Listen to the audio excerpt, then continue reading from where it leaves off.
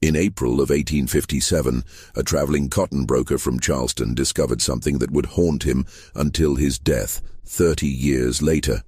While reviewing plantation ledgers at a modest estate called Moss Creek in Middle Georgia, he noticed a peculiar pattern in the sales records.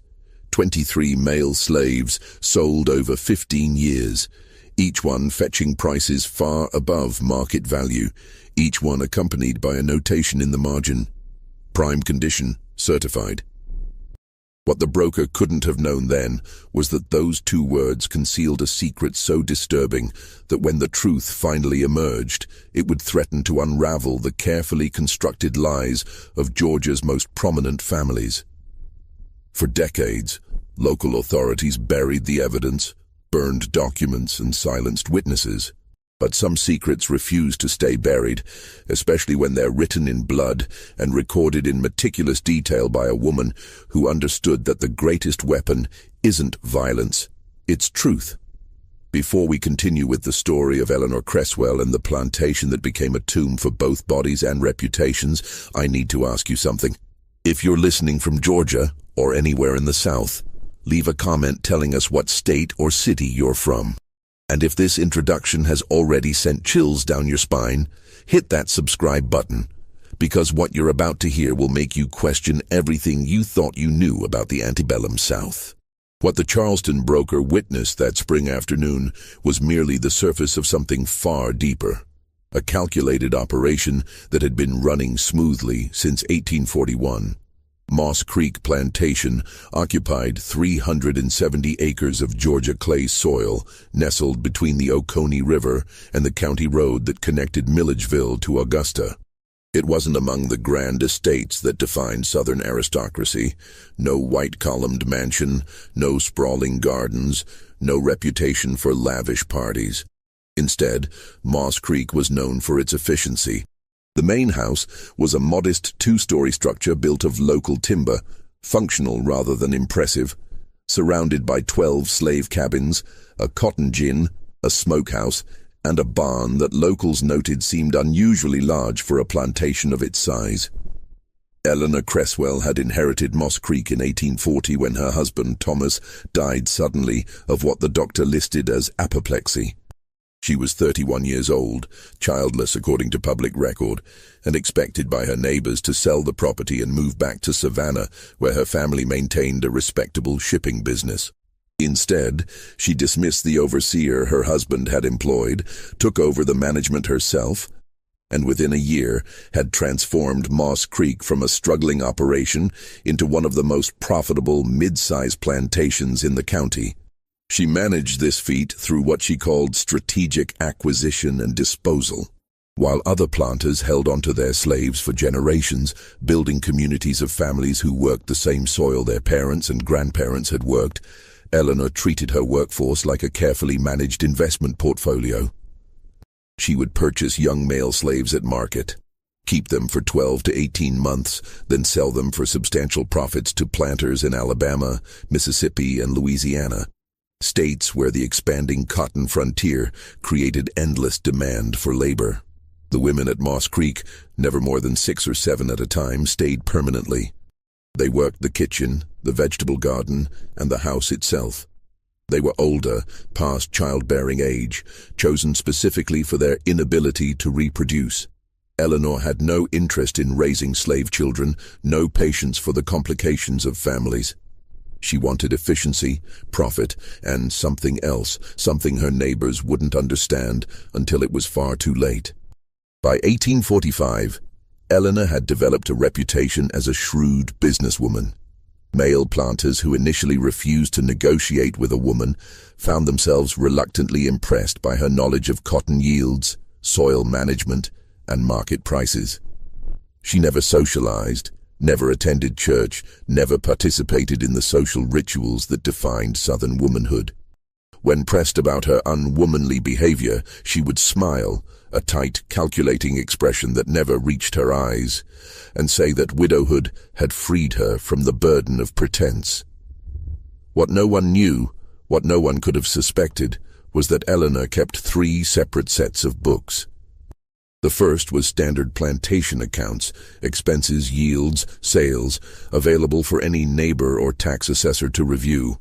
The second recorded the actual profits from Moss Creek, numbers significantly higher than those in the official ledger. The third set of books was kept in a locked iron box beneath the floorboards of her bedroom, written in a code she had developed herself, a cipher based on shipping manifests she had learned from her father's business in Savannah. In those coded pages, Eleanor recorded everything: names, dates, physical descriptions, and most importantly, observations that would have meant nothing to a casual reader, but everything to someone who understood what she was building.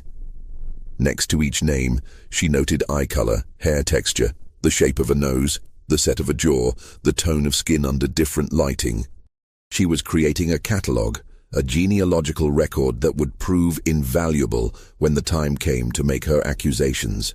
The routine at Moss Creek never varied. When Eleanor purchased a new slave, always male, always between the ages of 18 and 25, always strong and healthy, she would keep him separate from the others for the first week. The other slaves knew what this meant, though they never spoke of it openly, not even among themselves. Some things were too dangerous to voice, even in whispers. On the seventh night, Eleanor would summon the young man to the main house. What happened during those hours remained behind locked doors, but the slaves who worked in the house noticed certain things. They noticed that Eleanor always bathed beforehand, that she wore a specific dress, plain gray cotton, nothing decorative, that she kept a lamp burning in her bedroom until well past midnight. They noticed that the young men who emerged the next morning walked differently, their eyes cast down, their shoulders curved inward as if trying to make themselves smaller. And they noticed that Eleanor the following day would spend hours in her study with the iron box open beside her, writing in her private ledger with the concentration of a clerk recording legal testimony. The first disappearance occurred in the autumn of 1843, though it would be years before anyone connected it to Moss Creek. A slave named Samuel, sold to a cotton planter in Alabama for the remarkable sum of $1,800, never arrived at his destination. The buyer sent an angry letter to Eleanor demanding either the slave or a refund. Eleanor responded with copies of the bill of sale, a signed receipt from the driver who had transported Samuel, and a polite expression of concern. The matter was dropped. Slaves ran away, everyone knew that. Perhaps Samuel had seized his chance for freedom during the journey west. 6 months later, another man sold by Eleanor, this one named Isaac, purchased by a planter in Mississippi, similarly vanished between Georgia and his destination. Again, Eleanor produced impeccable documentation. Again, the buyer grudgingly accepted the loss. The odds of 2 slaves from the same small plantation successfully escaping seemed unlikely, but not impossible. By 1847, 5 men sold by Moss Creek had disappeared without a trace. The pattern should have raised alarms, but it didn't. The buyers were scattered across 3 states. Communication between planters was sporadic, and Eleanor's reputation for honest dealing remained untarnished. She always provided documentation, always expressed appropriate concern, always suggested that the men had likely fled at the first opportunity. In a system built on the premise that enslaved people constantly sought freedom, her explanation was not just believable, it was expected. What no one knew was that none of those men had ever left Georgia. Their bodies lay in unmarked graves on Moss Creek land, buried in a section of the property where the soil was rocky and unsuitable for cotton, where Eleanor had told her field hands never to plow because she intended to plant an orchard there someday. The orchard never materialized, but the section of land remained undisturbed, slowly filling with the dead. The killings followed a pattern as precise as everything else Eleanor did. After completing her ritual with each young man, after recording her observations in the coded ledger, she would wait. She would treat the man well during his remaining months at Moss Creek, ensuring he gained weight and muscle, making him more valuable at market. She would have him examined by a doctor, who would certify him as being in prime physical condition. She would arrange the sale, always to a buyer at least 300 miles away, always through intermediaries who handled the transportation. And then, 3 days before the scheduled departure, she would summon him to the barn after dark. The barn that neighbors noted was unusually large. The barn where Eleanor kept not just equipment and hay, but a small room at the back, accessible only through a door she kept locked. In that room she would offer him a drink, whiskey, she said, a rare treat before the long journey ahead. The whiskey was laced with laudanum, enough to make him drowsy but not enough to render him unconscious. She needed him aware for what came next. She needed him to understand. Eleanor would show him the ledger. She would explain, in calm and measured tones, exactly what she had documented. She would tell him about the physical characteristics she had noted, the ones that matched men he had never met, men whose names meant nothing to him. And then she would explain what she planned to do with that information, how she intended to use it to destroy families, to expose hypocrisy, to bring down the very structure of Southern society. She would watch his face as comprehension dawned, as he understood that he had been chosen not for his strength or his youth, but because he possessed certain features that Eleanor had been searching for, features that marked him as valuable not for labor, but for evidence. And then, as the laudanum pulled him deeper into stupor, she would call for the only person at Moss Creek who knew the full extent of her plans, the only person she trusted with her secrets, the only person who shared her hatred for the system that had created places like Moss Creek. Her son would emerge from the shadows of the barn, and together they would complete the work they had begun years ago. Henry Cresswell was not supposed to exist. According to every public record, every census document, every church registry, Eleanor and Thomas Cresswell had remained childless throughout their 12-year marriage. This was true. What the records didn't show was that Eleanor had given birth to a son in 1829, 7 years before her marriage, when she was 20 years old and unmarried, a scandal that would have destroyed her family's reputation in Savannah's tight-knit merchant society. The father was a man her own father would never have accepted, could never have acknowledged. The child was sent north before his first birthday, placed with Eleanor's maternal aunt in Philadelphia, a widow who agreed to raise the boy as her adopted son. Eleanor visited once a year, always in winter when travel between Georgia and Pennsylvania could be explained as family obligation. Henry grew up knowing who his mother was, but understanding that he could never claim her publicly, never call her anything but Aunt Eleanor when others might hear.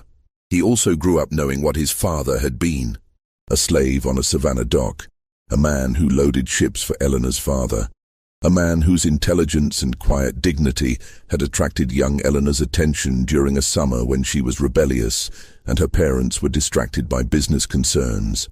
A man who had been sold away the moment her pregnancy became impossible to hide, sold to a sugar plantation in Louisiana where the life expectancy for field hands was measured in years, not decades. Eleanor never saw him again. She learned through careful inquiry years later that he had died in 1835, worked to death in cane fields, his body dumped in an unmarked grave like refuse. That knowledge had crystallized something inside her, transformed her grief and rage into something colder and more dangerous, a plan that would take decades to execute, but would burn down everything the men who had destroyed her life held sacred. Henry returned to Georgia in 1841, 1 year after Thomas Cresswell's death.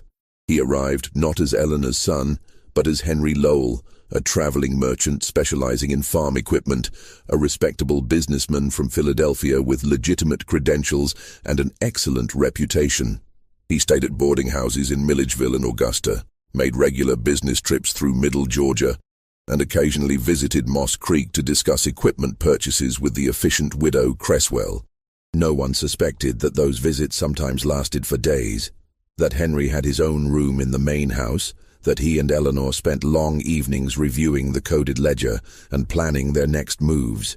No one suspected that the unusually large barn contained not just a locked room, but a hidden cellar accessible through a trap door beneath the hay, a cellar where certain implements were kept, where certain tasks were completed that required absolute privacy. The selection process was meticulous. Eleanor didn't choose victims randomly. Each man she purchased had been carefully researched beforehand. She would visit markets in Savannah, Augusta, and Milledgeville, examining young male slaves with the attention to detail of a horse breeder studying bloodlines. But she wasn't looking at teeth or muscle tone, she was looking at faces. She had spent years compiling information about Georgia's prominent families, learning their histories, studying their genealogies, and most importantly, identifying their secrets. She knew which planters had fathered children with enslaved women, knew which families had carefully concealed mixed-race branches, knew which men maintained discreet second households with slave mistresses. She knew these things because wealthy men were rarely discreet about their indiscretions, because slaves who worked in great houses talked among themselves, because information flowed through networks that white society never imagined existed. When Eleanor found a young slave whose features matched those of a prominent family, the distinctive Rutledge nose, the Pemberton jaw, the unusual gray-green eyes that marked the Caldwell line, she would purchase him regardless of cost. She would bring him to Moss Creek, complete her ritual, and record every detail that might prove paternity. Eye color, hair texture, skin tone in different lighting, the shape of ears, the patterns of freckles or birthmarks, everything that might convince a jury, should it ever come to that. But Eleanor wasn't interested in legal proceedings. She understood Southern justice well enough to know that no court would side with her against the families she intended to expose. Her weapon wasn't the law, it was shame. She was compiling evidence that would force proud families to confront truths they had spent generations denying, evidence that would reveal the hypocrisy at the heart of a system that defined humanity by race, while those who enforced that system routinely crossed the boundaries they claimed were sacred. The men she chose became living proof of that hypocrisy. And then, because living proof could be questioned, could deny or distort the truth, could be moved beyond her reach, they became dead proof. Bodies that could be exhumed if necessary, bones that could be measured, evidence that couldn't lie or flee or refuse to testify. By 1850, 13 men lay buried in the uncultivated section of Moss Creek. 13 sets of measurements in Eleanor's coded ledger. 13 families marked for destruction whenever Eleanor decided the time was right to reveal what she knew. But something was shifting. The country was changing. Tensions between North and South were escalating. The Compromise of 1850 had temporarily eased conflicts over slavery's expansion, but everyone sensed that the peace was fragile, that larger confrontations loomed ahead. Eleanor began to wonder if her carefully constructed plan would ever reach fruition, if the war that seemed increasingly inevitable would destroy not just the South, but her ability to make her accusations heard. And then, in the summer of 1856, an opportunity presented itself that would change everything, that would force Eleanor to accelerate her timeline and take risks she had never intended. A letter arrived at Moss Creek from Boston. It was addressed to Widow Cresswell and signed by a man named Daniel Harrington, who identified himself as a lawyer and correspondent for an abolitionist newspaper called The Liberator. He had heard, through sources he didn't specify, about certain irregularities at her plantation.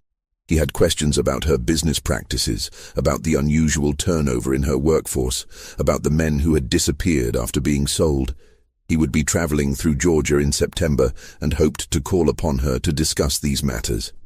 Eleanor read the letter 3 times, her hands perfectly steady, her expression revealing nothing. Then she called for Henry, who happened to be visiting that week, and showed him the message. "Someone has been talking," she said quietly. "Someone knows more than they should." Henry studied the letter, his face, so like his father's, according to Eleanor's memories, drawn with concern. "Do we stop?" he asked. "Go quiet until he loses interest?" Eleanor smiled, that tight smile, the one that never reached her eyes. "No," she said. "We invite him to visit. We show him exactly what he expects to see, a successful plantation operated by a competent widow, and then we determine who sent him and what they actually know." What Eleanor didn't yet realize was that Daniel Harrington's letter wasn't the beginning of her problems. It was the harbinger of something far more dangerous, a convergence of circumstances that would force all her secrets into the light far sooner than she had ever planned. If you're still listening, if this story has gripped you with its dark revelations, do something for me right now. Hit that like button and leave a comment with your theory. Do you think Eleanor's plan was justice or madness? Was she fighting a corrupt system or becoming as monstrous as the institution she hated? Share your thoughts below and make sure you're subscribed, because this story is about to take turns you won't see coming. Let's find out what happened when the lawyer from Boston arrived at Moss Creek. The letter had come through channels that should have been secure. Someone in Eleanor's network, the network of information that flowed between slaves, between households, between plantations, had betrayed her. Someone had carried stories north, had whispered about Moss Creek to abolitionists who were always hungry for evidence of Southern cruelty. Daniel Harrington arrived at Moss Creek on September 15th, 1856, traveling in a modest carriage he had hired in Milledgeville. He was 42 years old, thin and angular, with the pale complexion of a man who spent most of his time indoors reviewing legal documents. He wore a dark suit that marked him immediately as a northerner. The cut was wrong, the fabric too heavy for Georgia heat. When he stepped down from the carriage and removed his hat to wipe his forehead, Eleanor noticed his hands were ink-stained, and his collar was slightly frayed. A working lawyer, then, not one of the wealthy abolitionists who funded the movement from comfortable Boston parlors. Eleanor received him in the front parlor, a room she kept meticulously clean but deliberately modest. No expensive furniture, no ornate decorations. Nothing that would suggest Moss Creek was more profitable than her official accounts indicated. She served him cool water and listened patiently as he explained his purpose. "Mrs. Cresswell," he began, his Boston accent marking every word. "I'll be direct with you. I've received communications from individuals who claim that your plantation operates under unusual circumstances. Specifically, that you maintain an all-male workforce, that these men are sold after short periods of time, and that several have disappeared during transport." Eleanor met his gaze without flinching. "You've been misinformed, Mr. Harrington. I maintain a small workforce of women who handle domestic duties. The men I purchase are kept for 12 to 18 months, during which time I invest in their health and training, then sold at profit to planters in expanding territories. As for disappearances, I can only assume you're referring to men who chose to flee rather than be transported to new locations. I provide all buyers with proper documentation and certified health assessments. If slaves choose to escape, that reflects their desperation, not my practices." Harrington pulled a notebook from his coat pocket. "I have 5 documented cases of men sold by you who never reached their destinations, 5 men who vanished without trace in a period of 12 years. That seems statistically significant." "It seems," Eleanor replied coolly, "like a lawyer from Boston is seeing patterns that don't exist because he wants them to exist. You've come here hoping to find evidence of cruelty, Mr. Harrington. Something dramatic to report to your abolitionist friends, but you won't find it.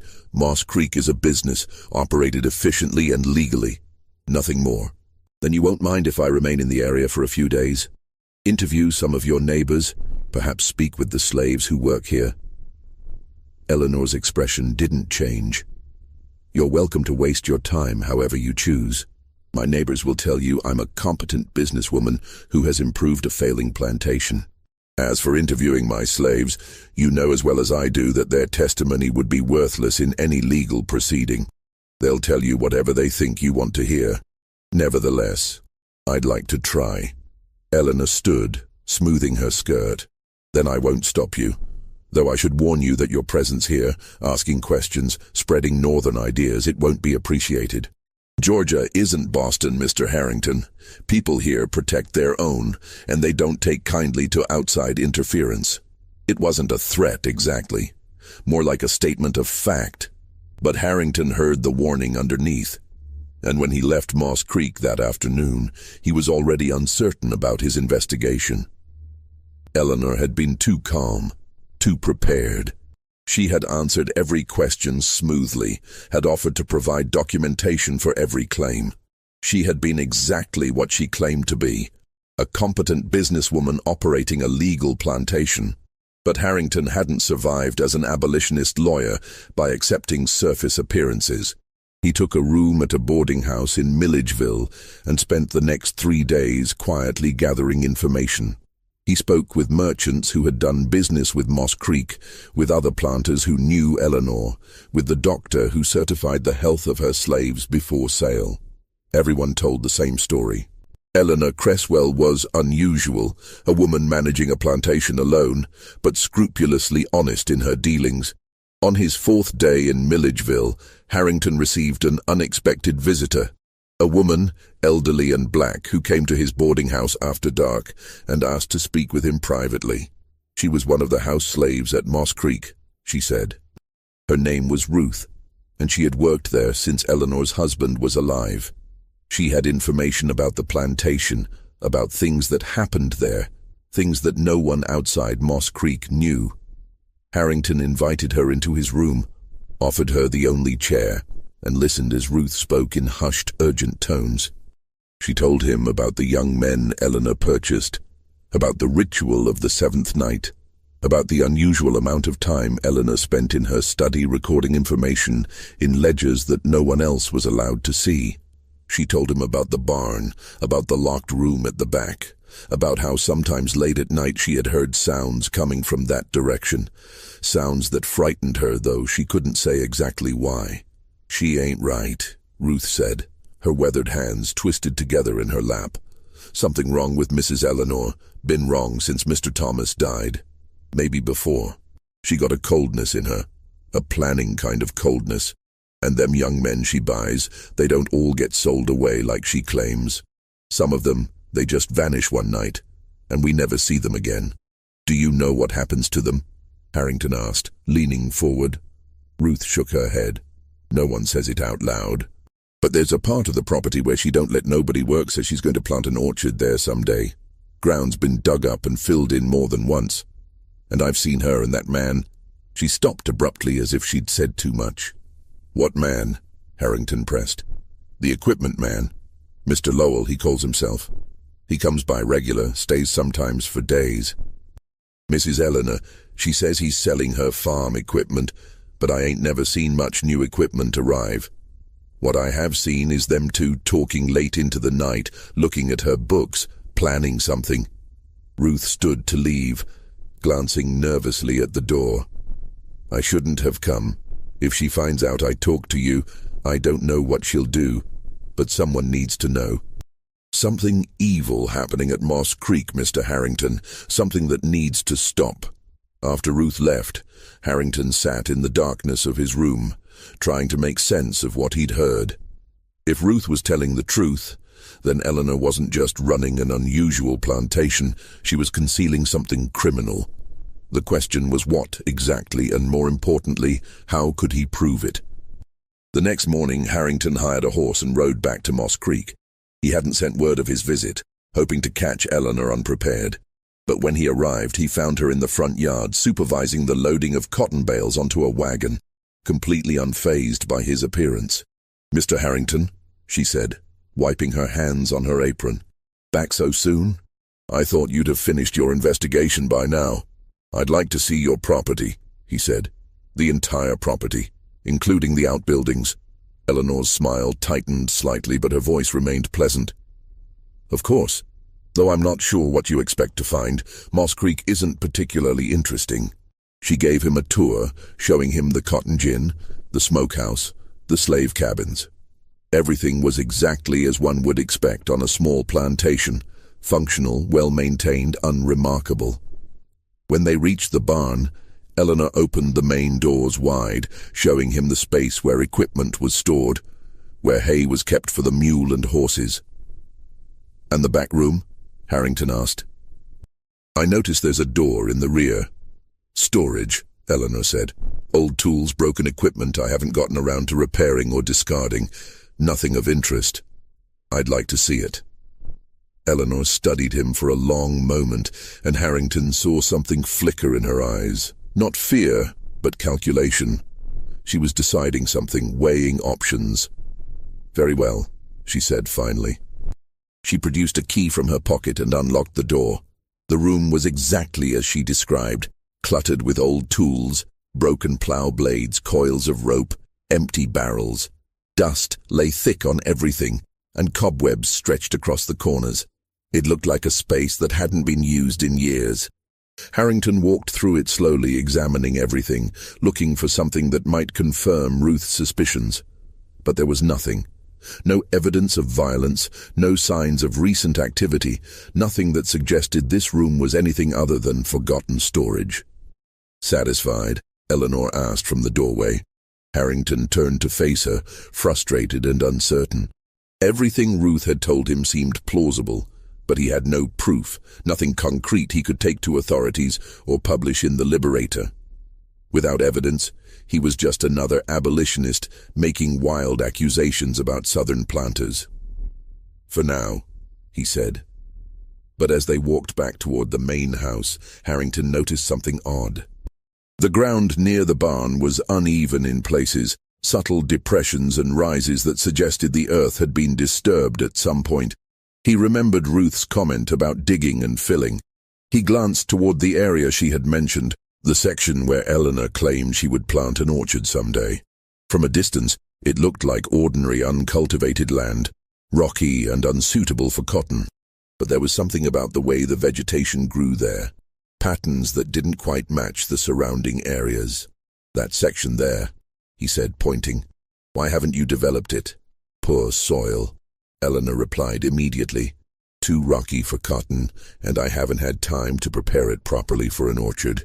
It's on my list of future improvements." Harrington studied the land, trying to determine if his suspicions were justified or if he was seeing patterns where none existed. Finally, he thanked Eleanor for her time and rode back to Milledgeville, more uncertain than ever about what was happening at Moss Creek. What he didn't know, what he couldn't have known, was that the room he had just searched was exactly what Eleanor wanted him to see. A carefully prepared false front.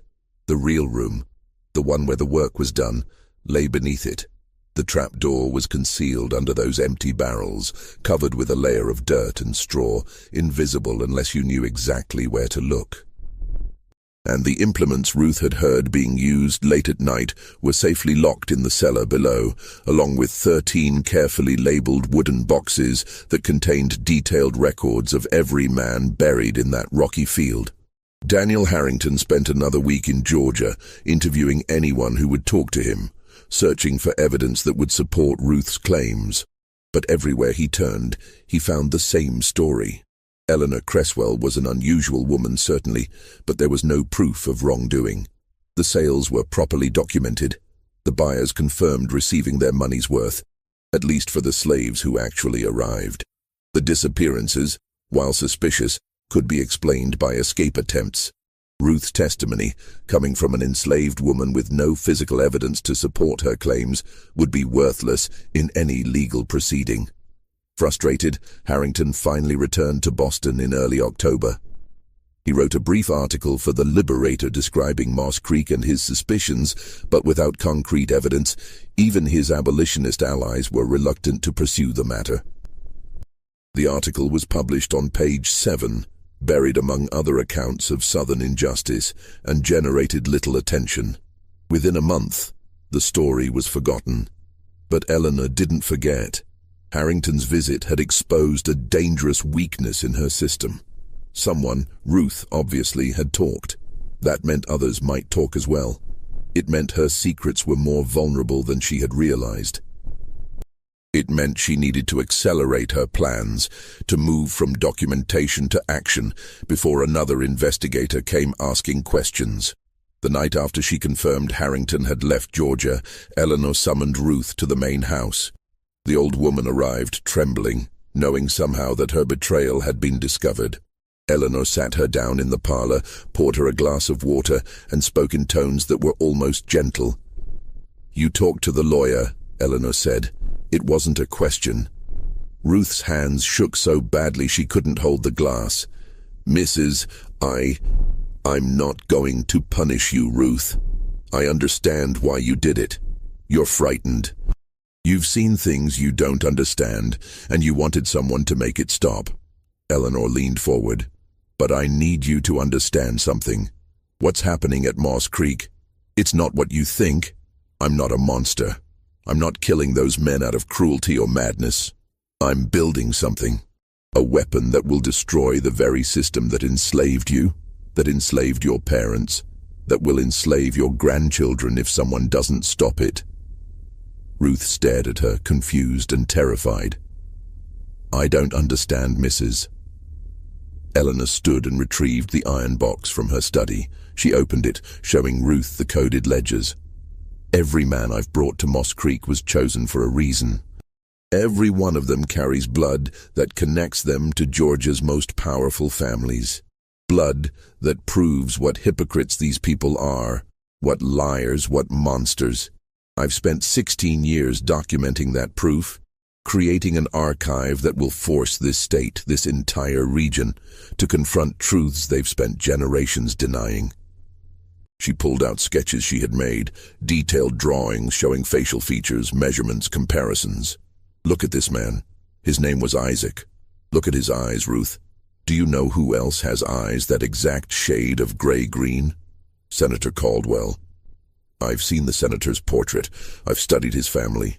Isaac was his grandson, Ruth, the product of the senator's father raping a slave woman 40 years ago. And Isaac isn't the only one. There are 12 more, all carrying blood that connects them to families who claim their lineage is pure, who build their entire identity on the lie of racial superiority. Ruth's eyes widened with comprehension and horror. And you killed them?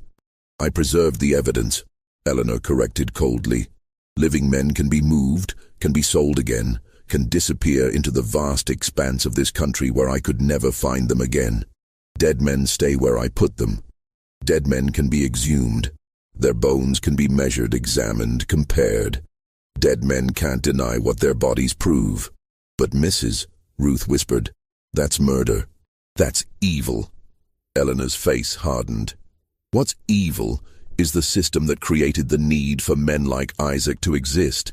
What's evil is a society that allows wealthy men to rape women they own, to father children they'll never acknowledge, to build empires on the bodies of people they've declared less than human.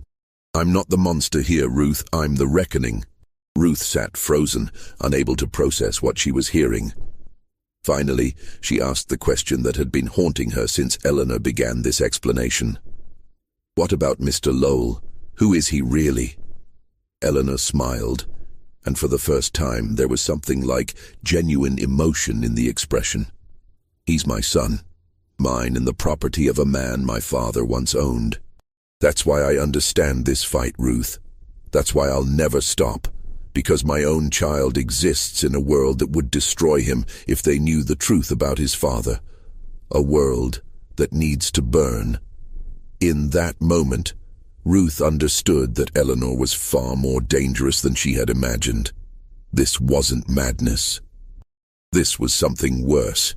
A calculated, multi-decade campaign of revenge that had already claimed 13 lives and showed no signs of stopping. What are you going to do with all this? Ruth asked quietly. When? Soon, Eleanor said. The country is moving toward war. Everyone can feel it. And when that war comes, when the South is weakened and vulnerable, I'll release everything. Every name, every connection, every piece of evidence. I'll mail copies to newspapers in the North and South, to government officials, to churches. I'll make sure the entire nation knows what hypocrites built this system, what lies sustain it. And I'll do it in a way that can't be ignored or suppressed, because the evidence will be irrefutable. She closed the iron box and locked it again. But I need your silence, Ruth. I need you to understand that if you talk again, if you bring anyone else here asking questions, you won't just be endangering me. You'll be destroying the only chance we have to make these people pay for what they've done. Do you understand? Ruth nodded slowly, though inside she felt like she was drowning. She understood, but understanding didn't make it right. 13 men were dead. 13 men who, regardless of whose blood they carried, had been murdered to serve Eleanor's vision of justice. There had to be another way, Ruth thought. There had to be a path that didn't require killing. But she also knew that in 1856 Georgia, no court would accept slave testimony against white families. No newspaper would publish accusations from an enslaved woman.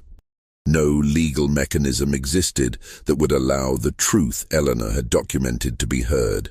In a system built on injustice, Eleanor had concluded that only injustice could bring it down. Ruth left the main house that night carrying a burden she had never asked for, the knowledge of what Moss Creek truly was and the terrible understanding that she was now complicit in whatever came next. Over the following months, Eleanor moved forward with renewed urgency. She purchased 3 more young men between October 1856 and March 1857, each one chosen with even greater care than before. She was no longer building her archive slowly over years. She was racing against time, trying to complete her collection before war came or before another investigator arrived with more resources than Daniel Harrington. Henry made more frequent visits to Moss Creek, sometimes staying for weeks at a time. He had closed his business in Philadelphia, he told acquaintances, and was considering relocating to the South, where opportunities seemed more abundant. No one questioned this. Plenty of Northerners were moving south in those years, drawn by cheap land and the promise of cotton wealth. What they were really doing, mother and son together, was preparing for the endgame. Henry had begun making copies of Eleanor's coded ledgers, translating them into plain English and storing them in different locations. A bank vault in Savannah, a lawyer's office in Charleston, with trusted contacts in Pennsylvania. They were creating redundancy, ensuring that even if Eleanor or her original documents were destroyed, the evidence would survive. They also refined their method. The cellar beneath the barn now contained not just bodies, but detailed anatomical records. Henry had studied medicine for 2 years before abandoning it for commerce, and he brought that knowledge to their work. After each killing, he would take measurements, make sketches, preserve hair samples and, in some cases, remove specific bones that showed distinctive family traits. It was grisly work, but Henry approached it with clinical detachment. These weren't people to him. They were evidence in a case that would reshape history. By the spring of 1857, Eleanor's archive documented connections to 17 prominent Georgia families, 17 senators, judges, plantation owners, and merchants whose carefully maintained family trees concealed branches they would never acknowledge. 17 men whose political power and social standing rested on the lie that their bloodlines were pure. Eleanor estimated she needed evidence connecting to at least 25 families before she would have enough leverage to create the cascade effect she wanted, where the exposure of one family would lead to questions about others, where the scandal would spread like fire through the interconnected web of Georgia's elite. She was close. Perhaps one more year of work, one more handful of carefully selected men, and she would have everything she needed. But fate, as it often does, had different plans. In April of 1857, the Charleston cotton broker arrived at Moss Creek to review her ledgers, and in those ledgers he noticed the pattern that would begin Eleanor's unraveling. The broker's name was William Thorne, and he was meticulous in a way that Eleanor hadn't anticipated. Most buyers reviewed plantation accounts looking only at bottom-line numbers, production costs, sale prices, profit margins. Thorne examined everything. He noticed that every male slave Eleanor sold fetched prices significantly above market average. He noticed the notation, "prime condition certified," appeared with suspicious consistency. And most damning, he noticed that several of the men listed as sold never appeared in subsequent records from their supposed buyers. Thorne was curious rather than suspicious. He assumed there was a reasonable explanation. Perhaps Eleanor had connections with specific buyers who valued her slaves highly. Perhaps there was some training or preparation she provided that justified the premium prices. He mentioned his observations casually, expecting Eleanor to explain the pattern. Instead, he saw something flash across her face, just for a moment, just a fraction of a second, that made his professional instincts prickle with alarm. It was fear, carefully concealed, instantly suppressed, but unmistakable. Eleanor Cresswell was afraid of what he had noticed. Thorne left Moss Creek that afternoon planning to make discreet inquiries. If something irregular was happening, if Eleanor was somehow manipulating her records or engaging in fraud, he had a professional obligation to investigate. More importantly, he had relationships with several of the planters listed as buyers in her ledgers. He could verify whether the slaves had actually been received, whether the transactions were legitimate. Eleanor watched his carriage disappear down the road and immediately sent word to Henry in Milledgeville. They met that night in the main house, and for the first time in 16 years, Eleanor felt genuine panic. "He's going to check," she said, pacing the study. "He's going to contact the buyers and discover the men never arrived. And then he's going to come back with authorities, or he's going to spread word, and everything will unravel before we're ready." Henry stood by the window, his face reflecting in the dark glass. "We stop now," he said quietly. "We take what we have, 17 families, enough to cause significant damage, and we release it. Mail the copies tomorrow, send them everywhere we planned. It won't be perfect, but it will be enough." "It won't," Eleanor insisted. 17 isn't enough to create the cascade we need. They'll suppress it. They'll find ways to discredit the evidence, to claim the documents are forgeries, to murder anyone who tries to investigate. We need more. We need enough connections that they can't possibly contain the scandal." "Then what do you propose?" Eleanor stopped pacing. Her hands, which had been trembling moments before, steadied themselves. When she spoke, her voice carried the cold certainty that had guided her through 16 years of patient work. "We eliminate the problem. Thorne has noticed, but he hasn't told anyone yet. He's going to make inquiries first, verify his suspicions before making accusations. That gives us a window. A few days, perhaps a week." Henry turned from the window, his expression troubled. "You're talking about killing a white man, a respectable businessman from Charleston. That's completely different from what we've been doing. The slaves, no one investigates when slaves disappear. But this, they'll hunt whoever did it. They'll tear this county apart, looking for answers. They'll hunt a runaway slave," Eleanor said. "They'll hunt someone who attacked Thorne during a robbery. They'll hunt whoever we tell them to hunt, but they won't suspect me. Wealthy white men don't suspect respectable widows of murder." Over the next 2 days, Eleanor and Henry refined their plan. They learned that Thorne was staying at the Milledgeville Hotel, that he planned to spend the week visiting plantations in the area and meeting with potential clients. He was a creature of habit, Thorne. He took the same walk every evening after dinner, a constitutional along the quiet road that led to the river. He walked alone, carrying a small pistol for protection, but generally unconcerned about danger. Milledgeville was civilized, he believed, not like the rougher territories where one needed to fear violence. On April 23rd, as the sun set and Thorne began his evening walk, a figure approached him from behind.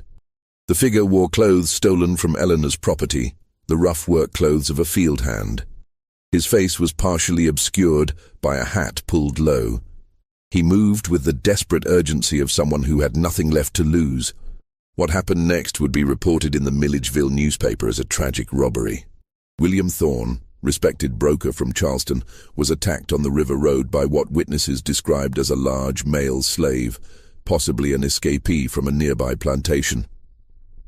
Thorne's pistol was fired once, but the shot went wild. He was struck repeatedly with a blunt object, later determined to be a section of wood, possibly a tree branch.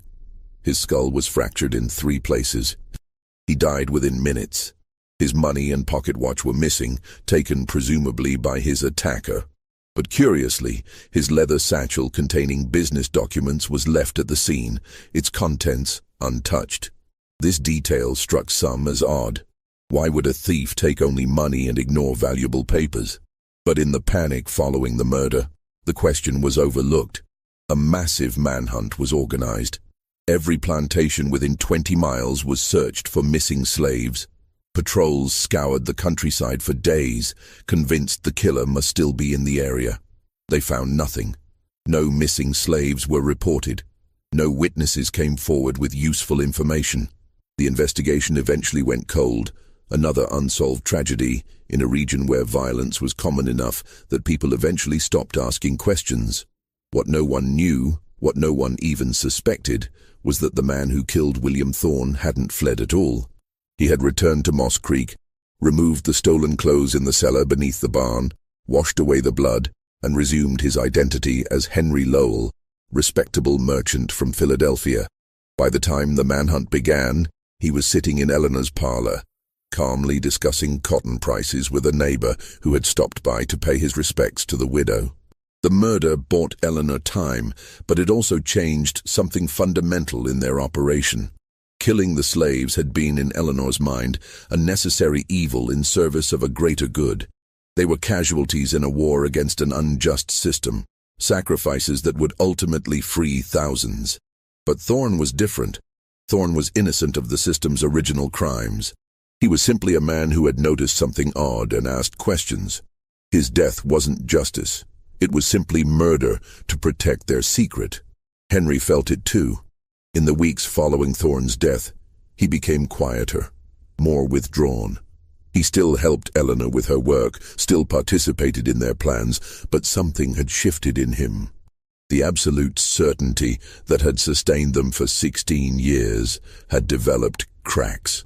Just when we thought the horror at Moss Creek couldn't possibly get darker, we discover that Eleanor and Henry have crossed a line that changes everything. Their mission of exposing hypocrisy has become exactly the kind of evil they claim to oppose. If this story is giving you chills, if you're questioning whether justice can ever be achieved through such terrible means, share this video with someone who appreciates dark historical mysteries. Hit that like button if you want to support content that explores the complicated truths hidden in our past. And make sure you're subscribed so you don't miss the shocking conclusion. Because what happens next will make you question everything you thought you knew about Eleanor's plan. The real consequence of Thorne's murder wasn't legal. Eleanor and Henry were never suspects. The real consequence was that it forced Eleanor to confront an uncomfortable truth. Her crusade against injustice had made her capable of any atrocity if she believed it served her greater purpose. She had become exactly what she hated, someone willing to destroy individual lives to protect a system. In her case, the system of revenge she had built over 16 years. The answer to what really happened at Moss Creek emerged not through investigation or exposure, but through an accident of history. When the Civil War finally came in 1861, Georgia was convulsed by the conflict. Plantations were abandoned, burned, or seized. Records were destroyed. The social order that had sustained places like Moss Creek for generations collapsed in the span of 4 years. Eleanor Cresswell died in 1863, killed not by justice or exposure but by pneumonia. She was 54 years old, and according to her neighbors, died peacefully in her sleep.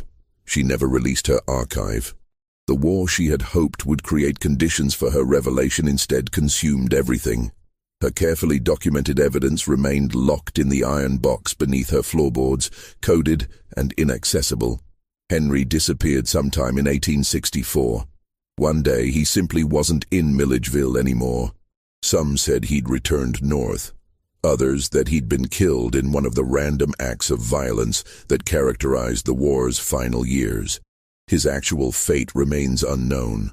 The copies of Eleanor's ledgers he had stored in various locations were lost in the chaos.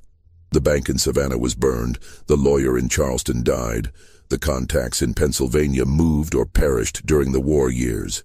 Moss Creek itself was abandoned in 1865. With Eleanor dead and no clear heir, the property reverted to the state. Various people occupied it over the following decades, but none stayed long. The house fell into disrepair. The fields returned to wilderness.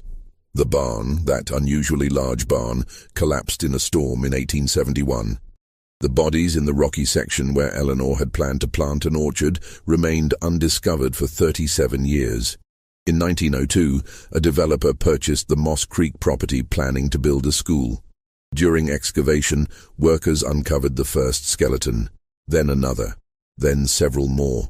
Eventually, they found 16 bodies buried in shallow graves, along with wooden boxes containing hair samples, sketches, and measurements. The discovery created a sensation in Georgia. Newspapers ran stories speculating about what had happened, who the victims were, why they had been buried there. But with Eleanor dead for nearly 40 years, with slavery abolished, and most of the prominent families from her era either dead or diminished, there was no one to prosecute, no clear narrative to explain the horror that had been unearthed. The iron box was found during the demolition of the main house. A construction worker discovered it beneath rotten floorboards and, curious about its contents, broke the lock. Inside, he found ledgers written in code that no one could decipher, sketches of faces, detailed measurements, and notations that seemed to indicate some kind of breeding or genealogical research. He turned the box over to local authorities, who examined it briefly before storing it in a courthouse basement. No one could make sense of Eleanor's cipher, and eventually the documents were forgotten again. It wasn't until 1957, exactly 100 years after William Thorne's murder, that a graduate student researching antebellum Georgia for his dissertation stumbled across the iron box in courthouse archives. The student, intrigued by the coded ledgers, spent 2 years working to break Eleanor's cipher. When he finally succeeded, what he discovered was so disturbing that his dissertation committee initially refused to accept his findings as credible. But the evidence was there, meticulous and damning. Eleanor had documented 17 connections between enslaved men and prominent white families. She had recorded dates, physical characteristics, family histories. And most chilling, she had noted which men had been preserved for evidence, her euphemism for murder.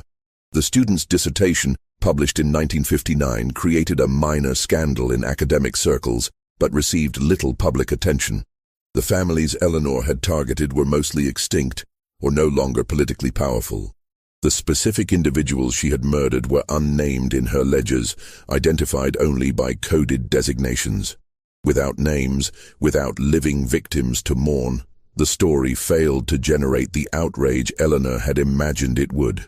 What her archive did prove, what her decades of careful documentation demonstrated beyond doubt, was that the racial boundaries Southern society had claimed were sacred and inviolable were, in fact, routinely crossed by the very men who defended them most vigorously.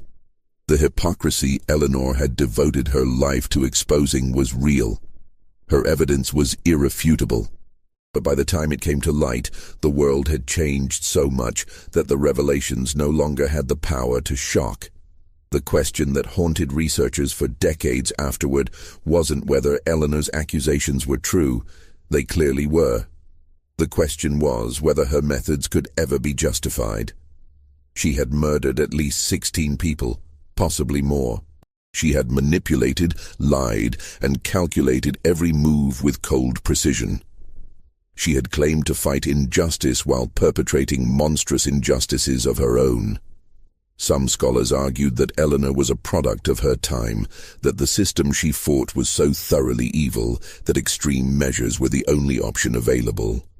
Others contended that murder could never be justified regardless of motive, that Eleanor's crusade had transformed her into exactly the kind of monster she claimed to oppose. The slaves who survived Moss Creek told conflicting stories. Some remembered Eleanor as cruel but efficient, no worse than other plantation owners. Others, like Ruth, who lived until 1889, spoke of the terror that pervaded the place, the sense that something dark and wrong was always lurking just beneath the surface of everyday routine. Ruth never revealed what Eleanor had told her that night in 1856. She took that knowledge to her grave, perhaps understanding that some secrets were too dangerous to speak aloud even in freedom. The most unsettling aspect of the Moss Creek story is how close Eleanor came to succeeding. If the Civil War hadn't disrupted everything, if she had lived another 5 years, if Thorne hadn't noticed the pattern in her ledgers, she might have released her archive under conditions where it could have caused the devastation she imagined. She might have forced Georgia's elite to confront the lies that sustained their power. She might have used truth as a weapon in ways that would have reshaped Southern society. But history doesn't reward patience, and justice doesn't always arrive when we summon it. Eleanor's elaborate plan, 16 years in the making, ultimately accomplished nothing beyond adding to the body count of an already bloody era. The men she murdered died for evidence that no one would see for a century. The families she sought to destroy collapsed for reasons having nothing to do with her revelations. The system she hated ended not through exposure of its hypocrisy, but through war and political transformation. Today, nothing remains of Moss Creek. The land where the plantation stood is now a shopping center. The rocky field where bodies were buried is a parking lot.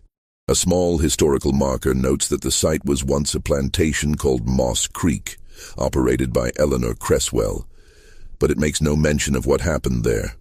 Tourists pass it without stopping, unaware that beneath the asphalt lie the graves of men whose names have been forgotten, whose deaths served a purpose that was never fulfilled.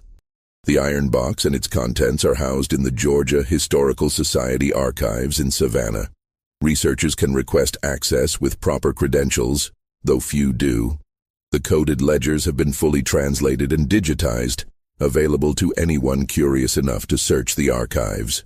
But Eleanor's careful documentation, her years of meticulous work, are now just another obscure historical footnote, interesting to specialists but unknown to the general public.